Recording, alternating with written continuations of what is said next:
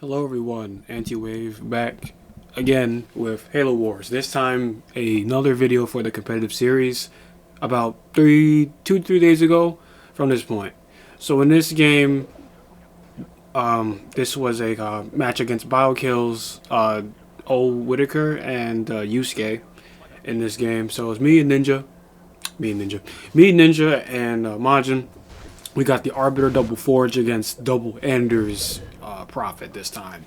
So Majin is the teal Arbiter, whereas Ninja and I are the yellow and red Forge respectively, up against blue and green Anders respectively.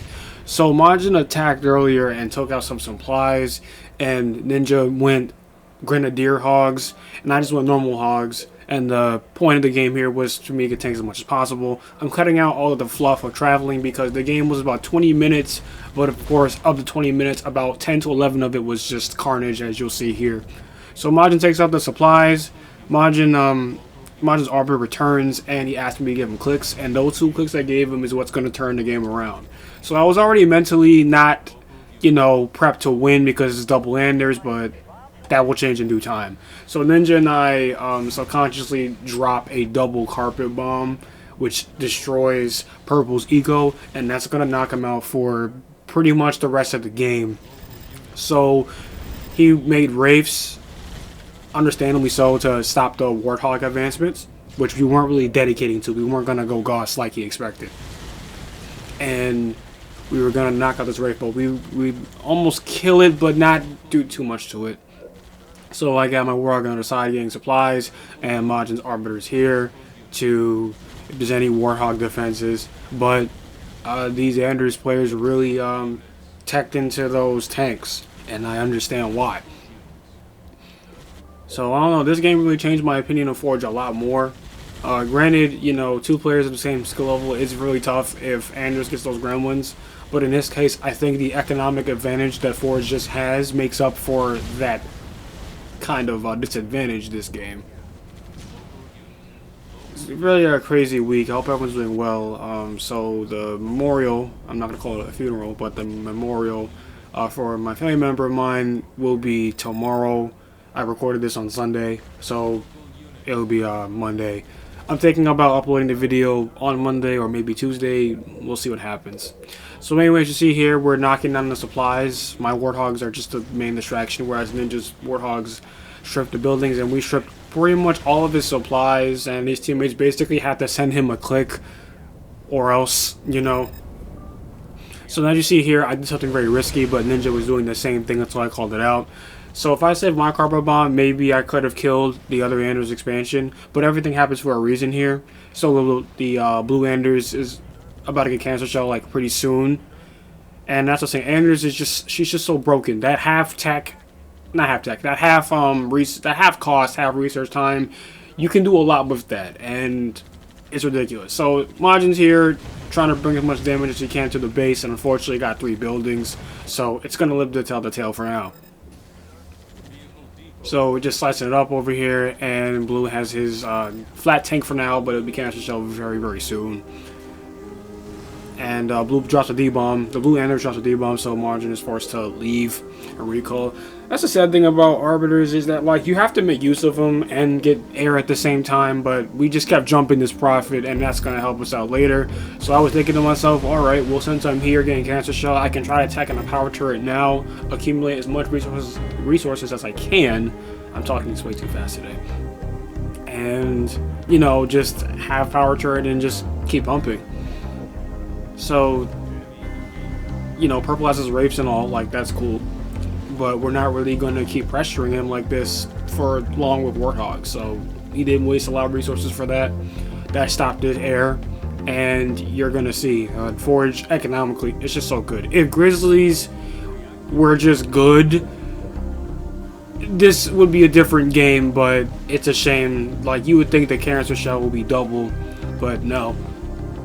So yeah, seeing here, I'm at 1,000 supplies, but Majin's Arbiter almost died, so I have to give him a heal. And I told him that's gonna, prevent power tear for a little while, but he comes in clutch and gives me a click at some point, whenever that shows up.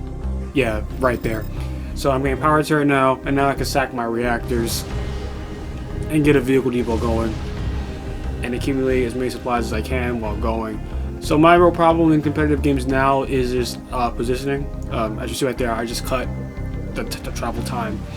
So as you see right there, the Green Anders probably has chain app. I couldn't tell yet. I'm trying to click on it.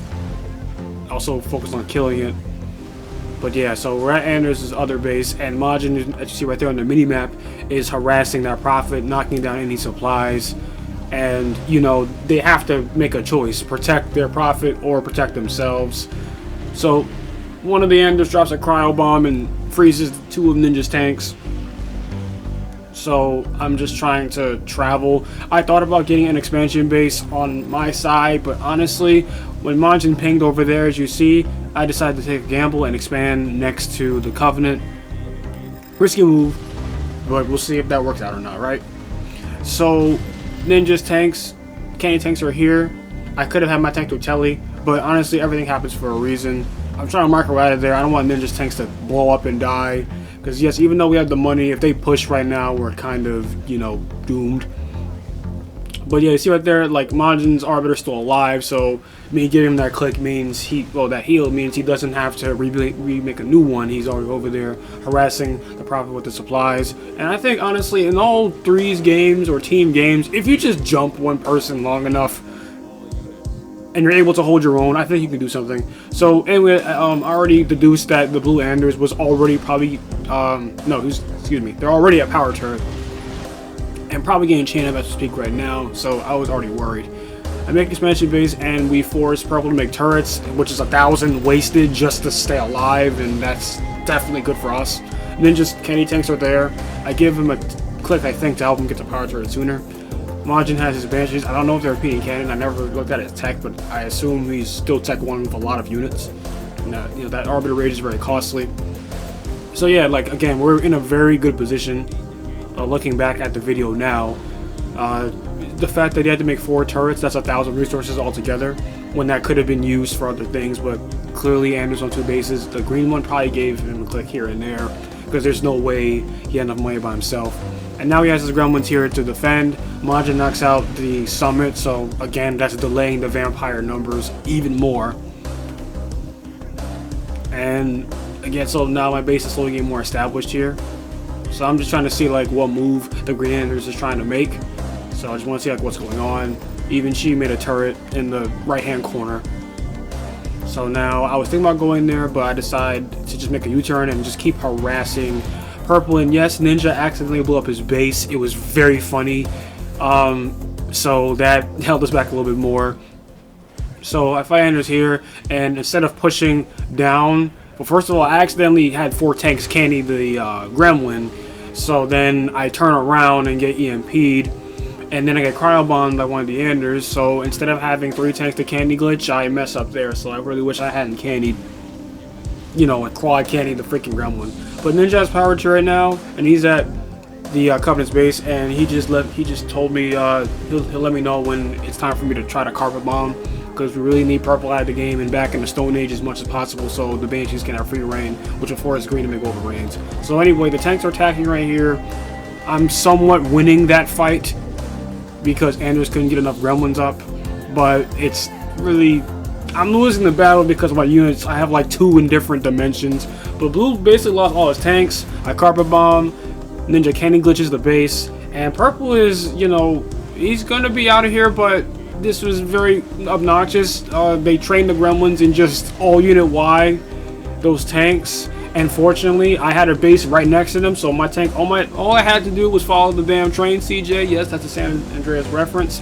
I have my tank there, I canister shell it, and boom. So Purple's base is now done, and this man is in the ultimate Stone Age. He was in the 1920s, but now he's back to the Stone Age, and they really have to give him their resources if they want any chance of Purple coming back, but they're wasting too many resources trying to keep him alive, so that gives me time to do what I want to do.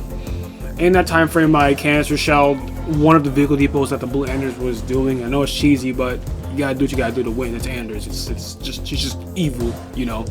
So the Blue Anders wants to counterattack, so I have my units here. We couldn't have Majin's base blow up. You know, unfortunately, they kind of overcompensated with the Gremlins, even though it's more than enough to take me out. But just that, like, that extra amount of Gremlins just shows how much they need just to stop us. And Ninja, fortunately, isn't too far away. He's probably pelicaning back. And fortunately, the Green Anders was not able to get dual launcher because we just kept harassing the Covenant. And he tried to rebuild the base, and I just had a new tank come from the shadows and have a Warthog blow up the base. And Blue Anders tried to expand, but, you know, it just wasn't good for them. So more or less, they started losing units one by one, and they were unsuccessful in their attack. Yes, they knocked out the tanks here, but that gave Ninja more enough time to come back. They blow up a summit, but who really cares?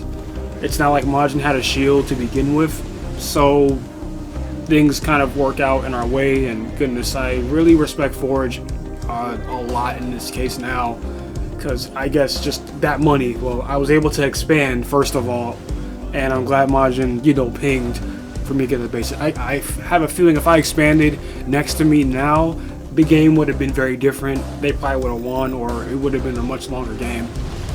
But more or less, I'm here now. You know, their Gremlins are going to take 6 years to travel. They tried expanding on our side, but the thing is, you're not Forge, buddy. You can't make that return too well.